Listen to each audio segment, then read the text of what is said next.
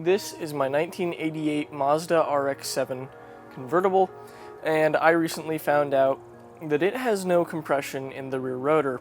So today I'm going to be pulling the engine, disassembling it, seeing what happened to cause it to lose compression on the rear rotor, and determining whether I'm going to rebuild this engine or if I'm going to swap the engine from my other RX-7 into this one. That all depends on what the internals look like, if housings, irons, things like that are reusable, as if they are not, it's going to be a lot more expensive than just putting a known running motor that, albeit has kind of low compression, I know will drive and will not have any immediate problems. Something else I'm a little bit worried about is the AC system.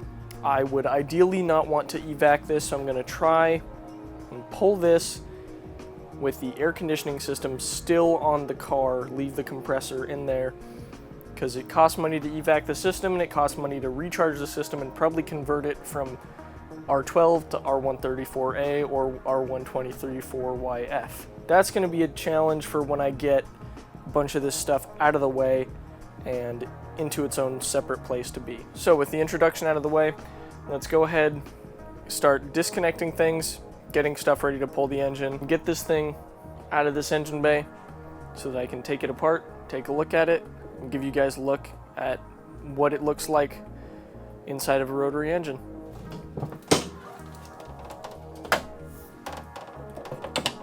Now I'm just going to begin with the simplest task, which is to pull all of the plug wires off. Two of them are already disconnected, but the lower ones are not. I'm going to have to disconnect literally everything attaching this to the engine, so that means all of the wires, all of the fuel lines, any sort of cable such as the throttle cable, and make sure that there's absolutely nothing connecting this to the chassis, because I don't want to tear anything out really. Now that the ignition is disconnected, I'm going to start pulling apart the intake, just to get that off of there so I can start pulling the fan shroud, then pull the radiator.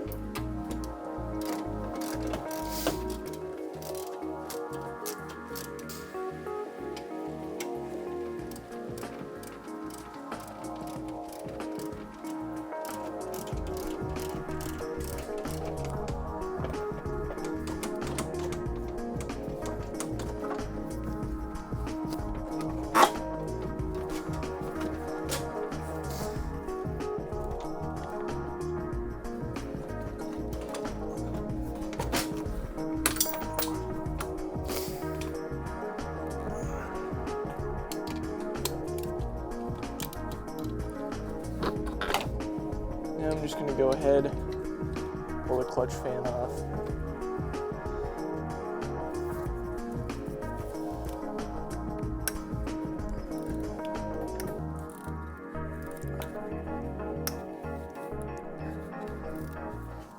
Yeah. The radiator, the fan shroud, and the fan are all pulled off the motor. I'm going to go ahead and I'm going to just start disconnecting a bunch of hoses, a bunch of connectors for the engine wiring harness, and then I'm going to pull a bunch of the fuel lines, and I'm going to remove the accelerator cable and the cruise control accelerator cable, as well as a couple vacuum lines here and there. I'm gonna just time lapse that because it's gonna be pretty boring to show you individually. So there's gonna be a lot of little stuff that gets done real quick.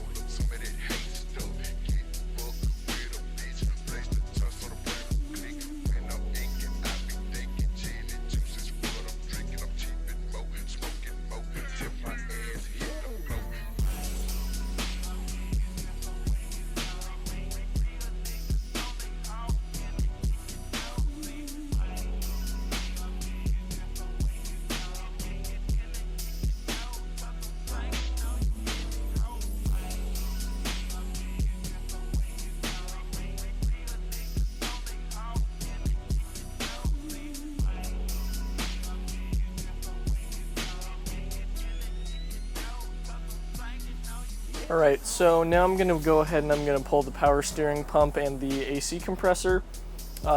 First step is just going to be to remove the belts. That's pretty simple. It's just a nut that holds the tensioner in place and then a bolt that you turn to change the position of the tensioner. Belts come off real easy, and from there I can begin to remove the bolts that secure them, which are difficult to get to. So that part may be a time lapse of me struggling, but it's got to get done.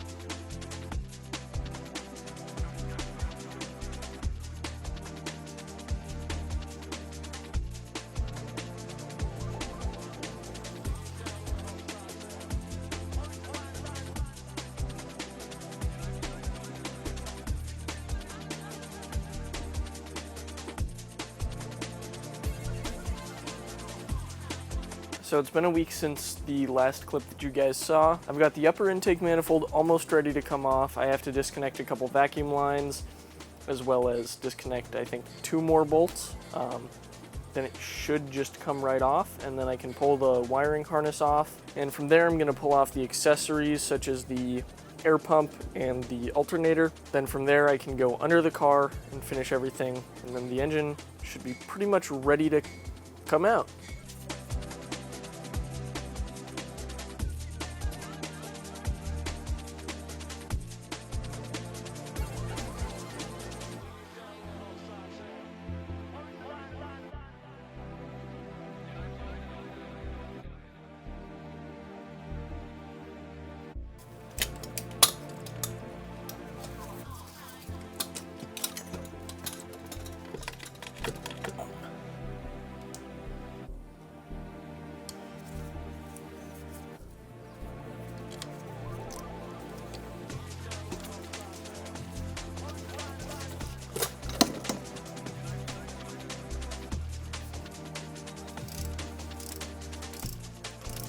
I'm also going to be doing an air pump delete. I ordered a serpentine belt kit from Atkins that will replace every single pulley on here, with the exception of the power steering and AC pulleys. Those will go on top of the serpentine belt. So all of these pulleys will be replaced, and it'll have a serpentine belt.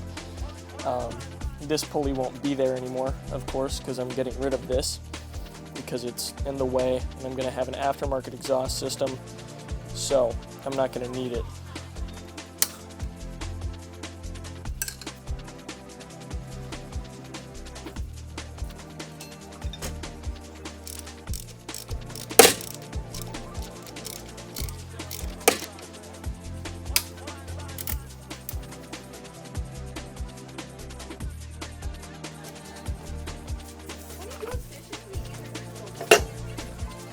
So this is the dreaded rat's nest right here, which I've removed some bolts from. I have to disconnect this fuel line right now. That's all that's holding it on, which is difficult because the fuel lines on this thing have never been off, and they've been on there since 1988. So it's proving to be kind of difficult. I might just cut that because I'm going to replace them anyways, so it's going to be easier to get off when it's, you know, the engine's out of the car. And I don't have to worry about it. So, yeah, I mean, I've got a lot of access to the engine right now just because the intake manifold, the upper intake manifold is off. It's kind of interesting. You can see a lot. So that is your oil metering pump and distribution block. And those are the oil metering pump lines, which come up, down. 2 of them go into the intake, and then 2 of them, if you can see, go into the block or keg down there. So it's a very interesting look into exactly how this thing functions, and I find it really interesting.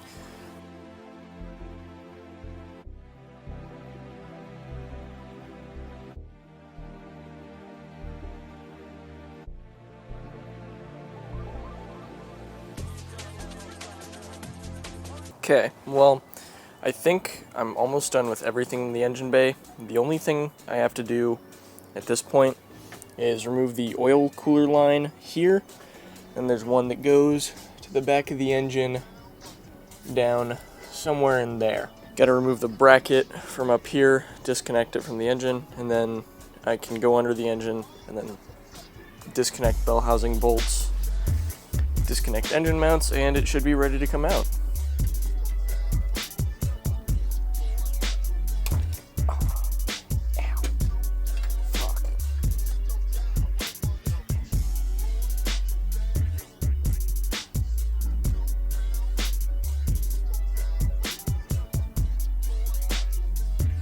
Okay, so now I'm going to pull the starter off. Should be semi-simple. It's like 3 bolts, one of which is for a connector, then a spade connector that just clips on there. And doing this will allow me to get rid of that extra battery terminal I have up there. If you watched the first video on this car, you'll know that this had 5 battery wires. Should have 3. One for the positive, one for the negative, and one for the fuse box power that comes off of the positive.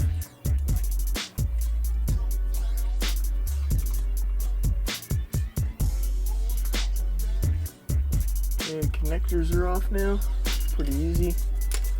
And there's just 2 bolts that hold it in, and it should come right out. I'm also going to be replacing this starter with a higher power starter, as these things like RPM to start. It's the first bolt I've had even a little trouble with on this thing.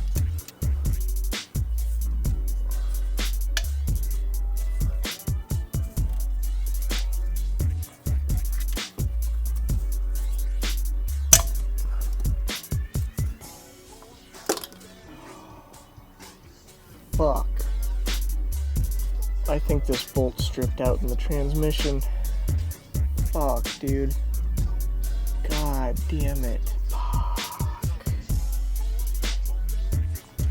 God damn it, dude. Oh, shit. Oh, fuck.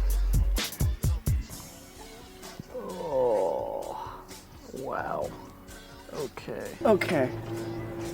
So apparently there's a nut on the other side of this bolt, and I didn't actually strip it as you're spinning because they did that for some reason. So, got a wrench on there now. There we go. There's that long bolt I was talking about.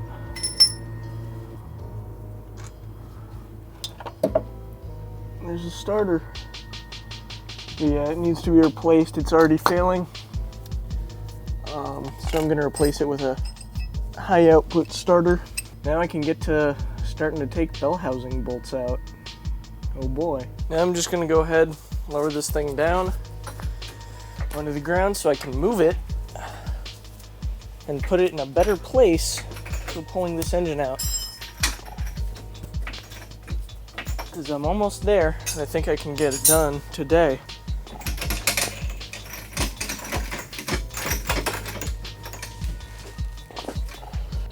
This part will be easy because it'll just roll. But the uphill is the problem.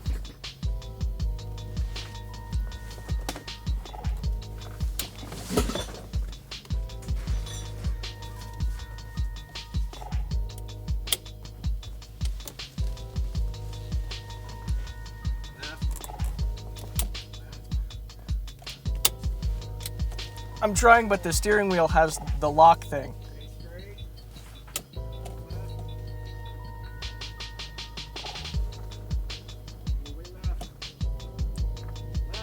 I have to press down on the lock thing because the ignition is busted.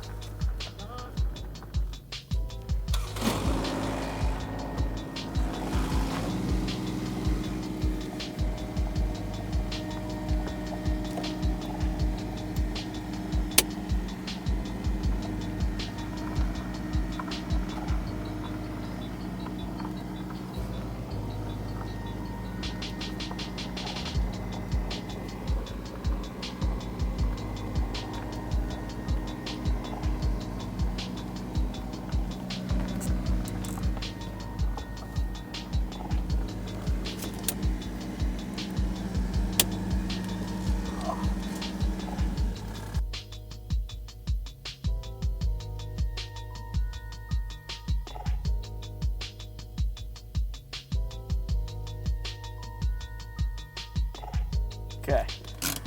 Be a lot easier if this thing ran.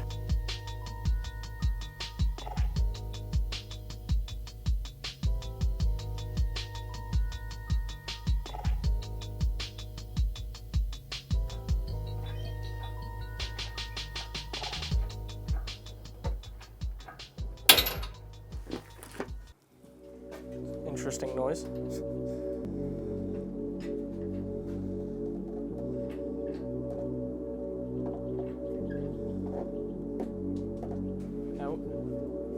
Hopefully. Oh, okay.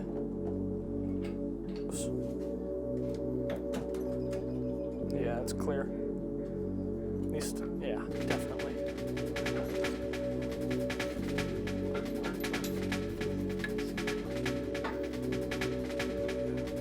Maybe it'll...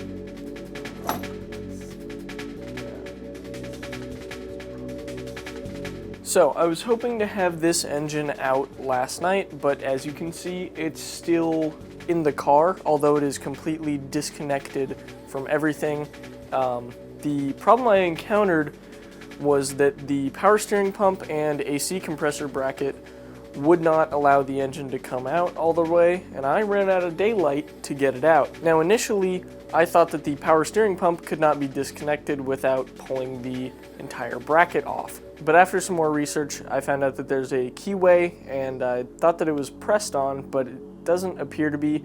So I think I can get this off without a little puller tool that I don't have access to. So let's try this again, and then I should be able to get the engine out really soon.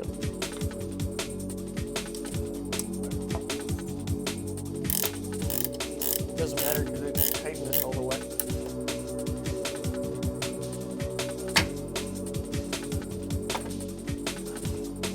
Can't tell if that was movement or if that was nothing.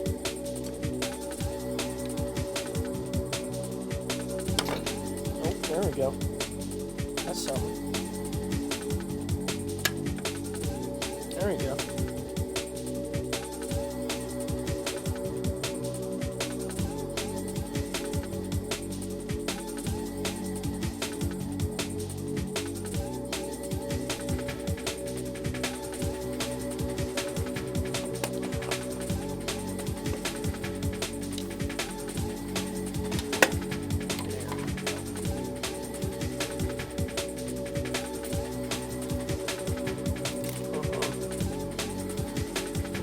probably come forward a bit now.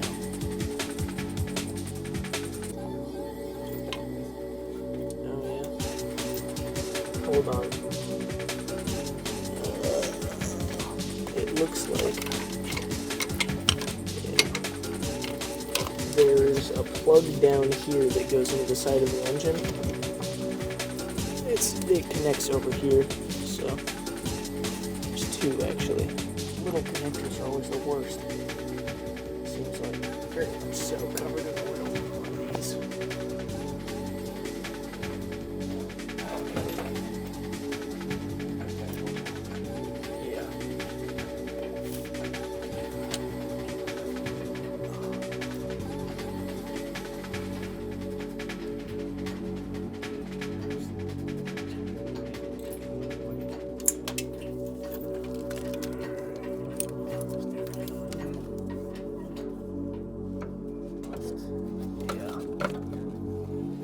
Now it's free.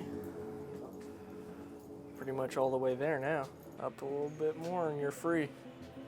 Completely.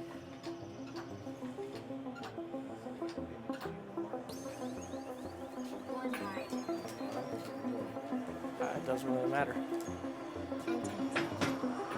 Alright, so now that the engine is out, I have an adapter plate for an engine stand from Atkins Rotary, so that this can sit on an engine stand and be easily disassembled instead of being a little more difficult to access.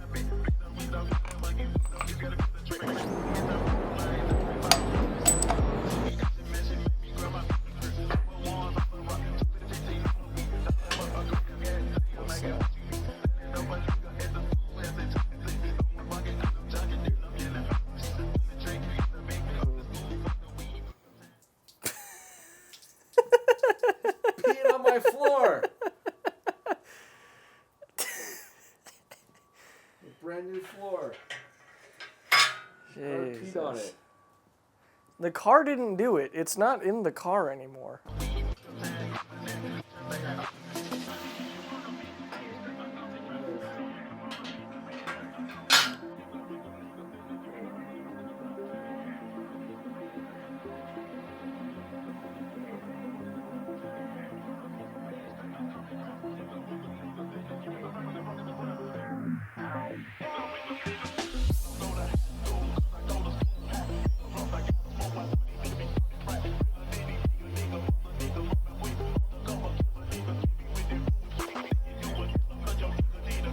Okay, so now I'm going to go ahead and I'm just going to remove every additional hose that I still have left on here. EGR valve, crank angle sensor, bunch of accessory stuff that has to come off before anything else can come off. So I'm just going to time lapse through that until we get to more interesting stuff.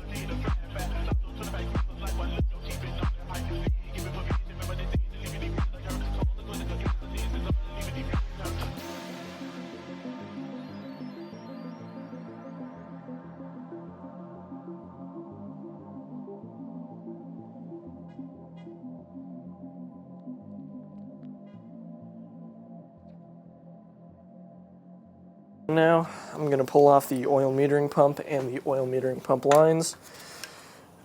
Most people, well, a lot of people, not most, will delete their oil metering pump when they do an engine rebuild. I do not plan on doing so, mostly because I like the flexibility that the oil metering pump offers. Yes, you should premix still. However, I like the ability to, if I, for some reason, don't have premix with me, be able to fill up my gas tank. And this is not going to be a full race car, so it's not like it's going to be a huge worry. I do plan on rebuilding the oil metering pump, but I'm not going to completely get rid of it. These lines are pretty fragile, so I'm going to try and take them off as a whole assembly so as not to break them.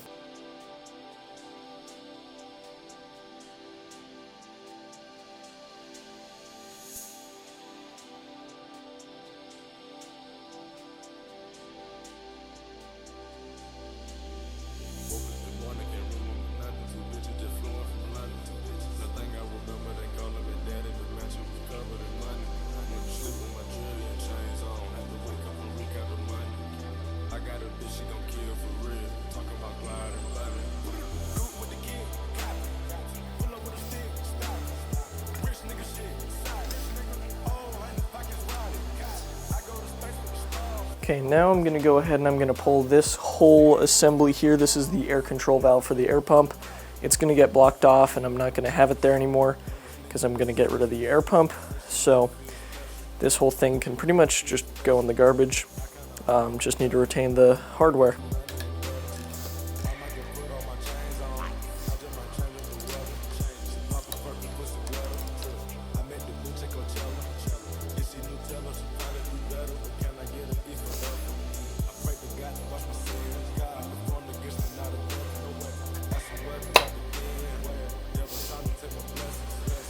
Now I'm gonna just pull off the lower intake manifold here. Should be pretty simple. Just a couple bolts. I feel like this engine's been messed with. Some of the bolts don't match the rest of the bolts on the engine. For example, this bolt here for something doesn't match. And then come and look at this intake manifold bolt. That doesn't look right to me. No, it's not. Yes, it is. Yeah.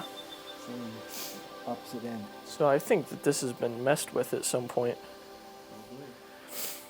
Wonder what we're going to find when we take it apart. Wonder if it's been rebuilt before and it was just a poor rebuild.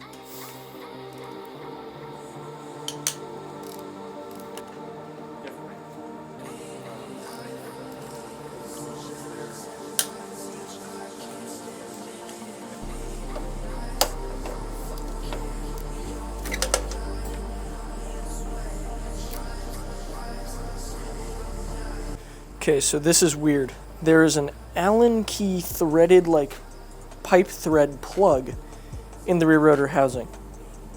There's not one there. Why is there one there? What the fuck is going on?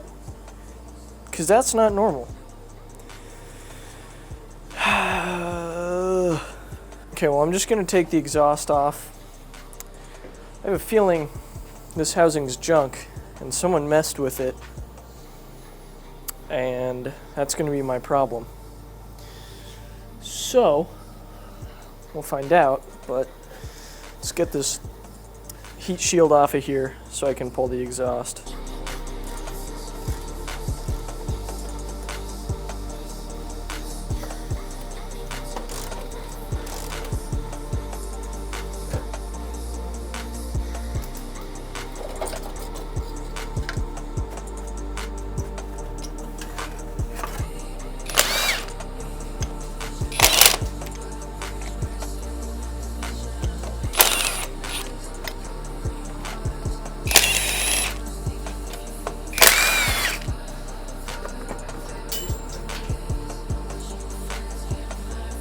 Actually not as heavy as I was expecting.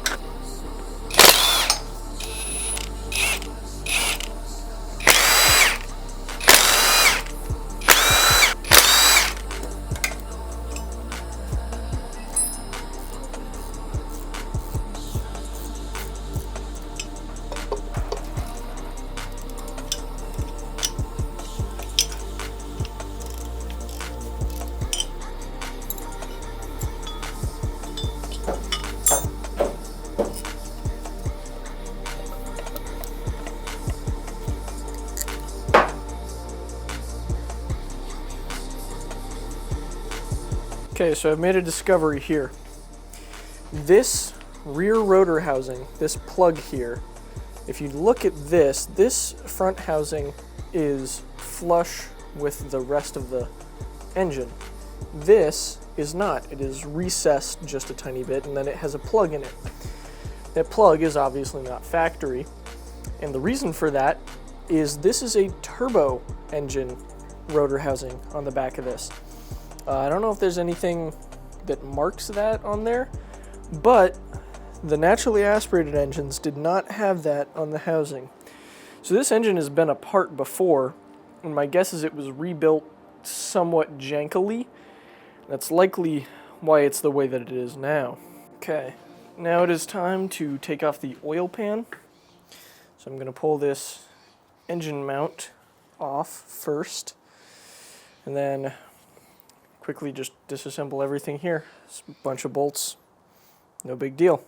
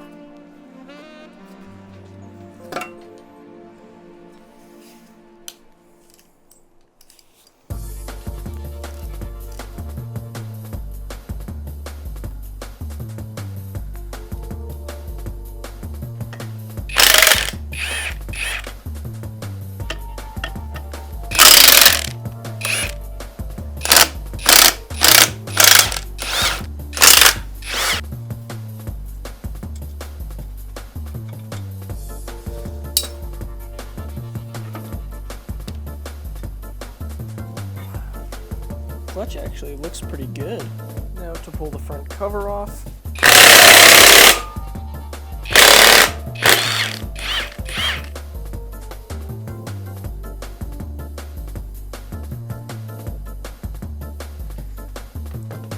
Here's also on this is your thermal control pellet. Hopefully this is focused. I can't see the camera screen right now. But this controls your oil pressure when you start it while cold.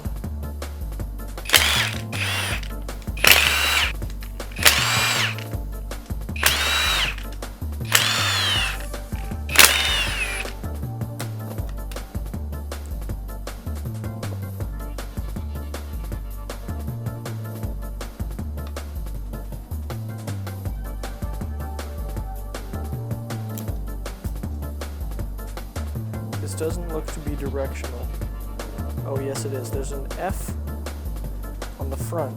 There's an F marking on the front. And no marking on the rear that I can tell. For future me. Remember, F on front.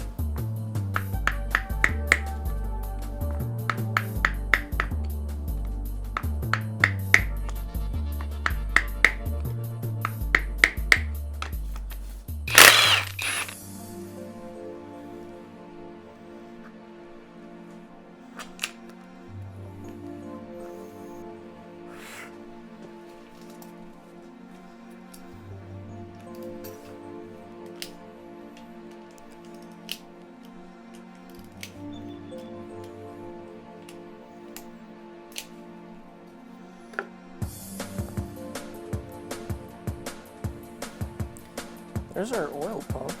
It's just a little small little thing. It's not very large.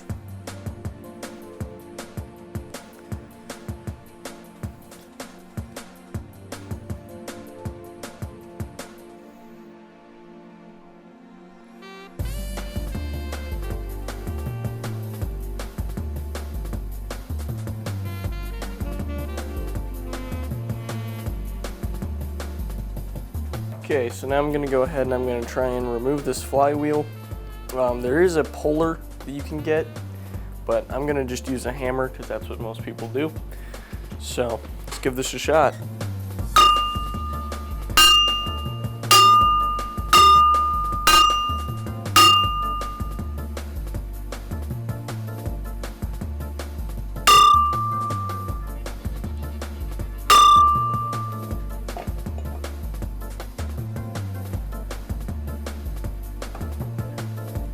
Just like that.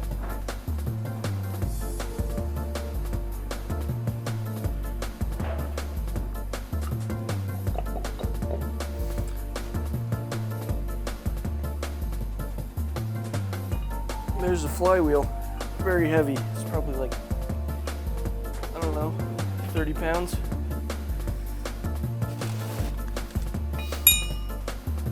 I guess that's 30 pounds. Feels damn heavy. Okay, so all the bolts that go around here, and then these bolts on the bottom here are your tension bolts. Those are what hold the whole sandwich of the engine together, since it's made up of a bunch of different plates. It's not actually one solid thing. So I'm going to clean all of this off with some brake clean, and then I'm going to mark each of the bolts with where it came out of, number-wise, in the sequence that it should go in and come out. There's a chart that is in the Mazda factory service manual that tells you where each of the bolts goes. So I'm just going to clean off all the bolt heads and number them so that I can put them back exactly where they came from. I don't know if that's really a problem, but I'd rather be safe than sorry. So it's going to take a couple minutes and just do that.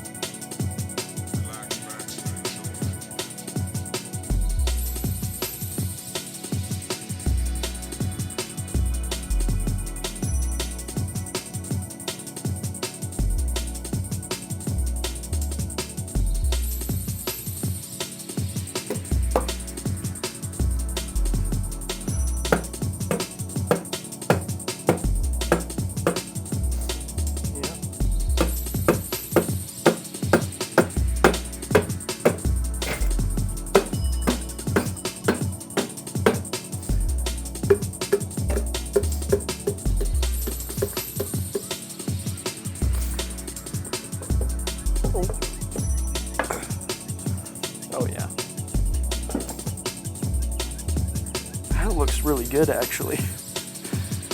At least the iron does. Interesting. It looks like combustion gases were escaping past the side seals. Those side seals look to be stuck in there. At least not this one, but this is the only part where it's pushing up. High spots here. Yeah, I do. That might be the knocking noise. Is it hitting up against the iron? The housing looks really good, actually. This housing looks very good. I'm pretty happy with how the housing looks. There's no chrome flaking that I see. There's no deep scoring that I see. So, with this engine apart in front of me, got some interesting insights as to what was going on with this engine. And there were some bigger problems than just the compression issues. I'll show you guys that more detailed here. So, first thing I noticed when I pulled the rear iron off, if you notice, there's black around every single side seal. If you take a closer look, and you get down real close, you can see that the side seal is sticking up right there, like it should. And then as we go over further, it's flat and not sticking up at all. And it's like that on every single one. So I believe that what happened here, as it appears, is there is scoring on the rotor as well on each of these corners. As if the rotor made contact with the rear iron. So, someone, probably the previous owner, over-revved it, it wobbled, smacked the rear iron real good, wore down some of the side seal to the point that it lost compression, and then it got parked because, well, it had no compression. So, these rotors may be reusable. I may not use them, I may go with something else for more power, we'll see. That rear iron also has a coolant seal failure, which you'll see right there. It's nice and rusty. The actual water jackets on the iron look pretty good, but this thing sat for a number of years and I'm sure that it eventually just seeped through.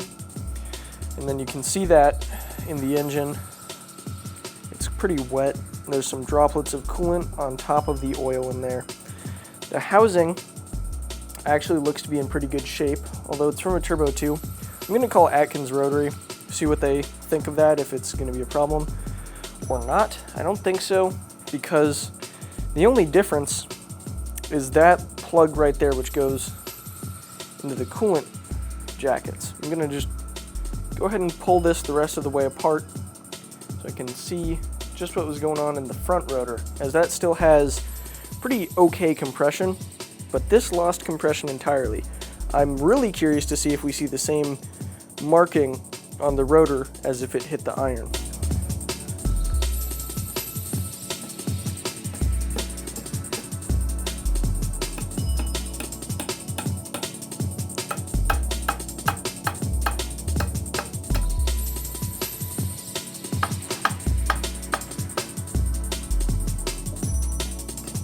It's not where I want it to separate at. God damn it. It's coming apart too easily in the wrong spot.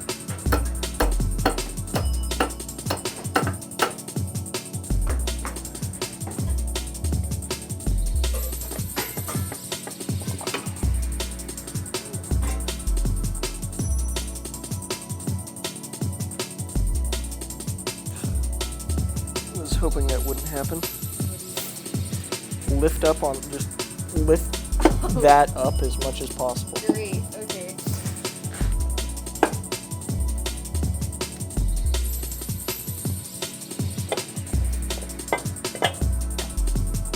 Okay, now what?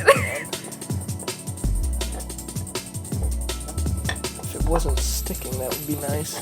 But it is. What is it? I'm stuck on the down pin.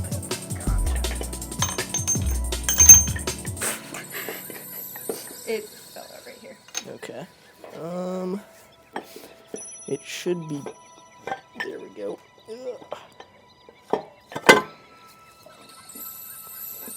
Okay, grab the bottom of it. Got it. Okay, keep that stable. You want your dowel pin? I would in a second. Okay. Oh, that's so beautiful looking.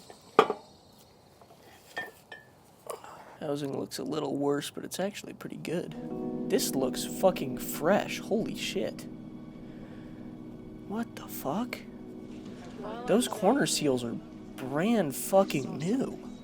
So take a look at this and tell me what you see. There are things in the universe. It looks brand new. Uh-huh. It sure does, doesn't it? The whole thing looks brand new. They're vast, timeless, The coolant passages have fresh aluminum. mystery. Like, there's no corrosion in there. The only mark on the iron is from the rotor sitting. It doesn't look like it was ever even cranked over. There's zero wear. Those corner seals and apex seals are 100% brand new. I have no doubt that the corner seals are new, because look at the rubber. And then if you look at the rubber in the other corner seals, it's like expanded. Yeah, I'm confused. It's weird, isn't it? Because half of the engine looks like it was ran for 200,000 miles, and the other half is brand new. Okay, so I have the center iron off. As you probably saw in the last clip, I'm weirded out by this. Because this is, like, visibly shiny in here. That's the front iron. It is a mirror. The only mark, if you can see it, is from where the rotor sat the entire time that it was sitting before I owned this car, and it sat for 11 years, so I mean, it makes sense that there's a mark there. But that's the only mark on that iron. The seals look literally brand new. Like, they look brand new. This housing looks brand new. The coolant jackets are like clean. Don't mind this seal. I took that out and put it in back row.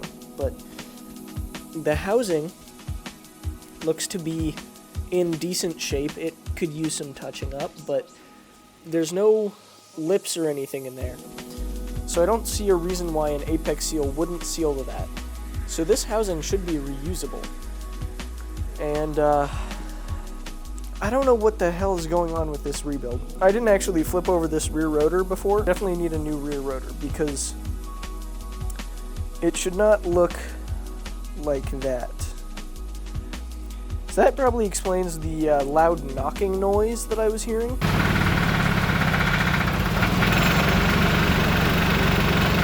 I'm gonna call Atkins tomorrow and ask about using the Turbo 2 housing with the weird coolant plug in it. It looks fine. There's no chrome flake. It's got this here, which is visible, but I can't feel anything there. So I'm not worried about it, really. And this also looks actually pretty fresh. It's just kind of hazy. So, yeah. I'm not entirely sure what I'm going to do, but I'll update you in the following segment where I close out the video.